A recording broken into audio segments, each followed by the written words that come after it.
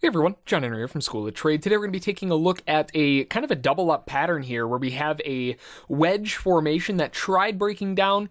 They tried breaking down right there and they quickly failed right back up. Now that failure basically tells us that we're probably looking for the highs, but along with that, after we pressed up into the highs, we now formed a bull flag that broke out as well. So I'm buying the close right at that bull flag, 39.15, looking for a ride higher. My stop is going to go below the low here.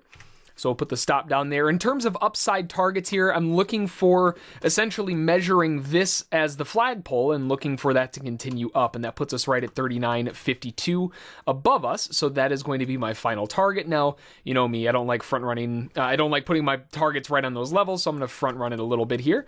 And we also have a level of resistance here at 39.48. So I'm going to go to 47. So that's going to be the final target, 39.47 up to the highs.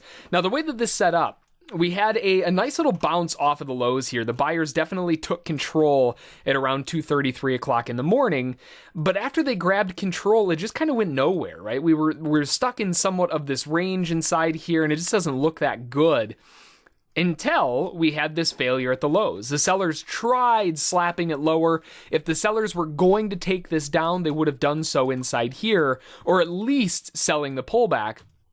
And it never materialized, right? It shot right back up through the highs. So that massive failure from the sellers tells us that we need to be looking back up to the upside. Now, with that upside, unless you're buying all the way down here on that reason, I missed that one, but I'm going to look to follow it up with another option. And that gave us a bull flag right here.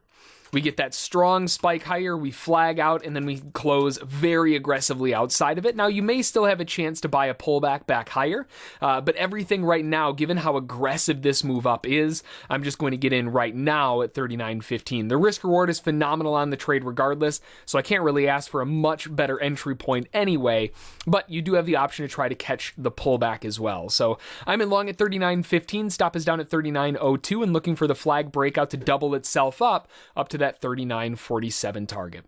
Buyers pushing aggressively into the highs here. We're only a couple ticks away from our target, and there we get the target filled. I was going to lock the stop in one tick underneath, but we got it filled anyway. So beautiful move up. We get the target filled. That's exactly what we were looking for. And again, I mean, you could definitely try holding out for that larger objective up there for the flag to complete fully.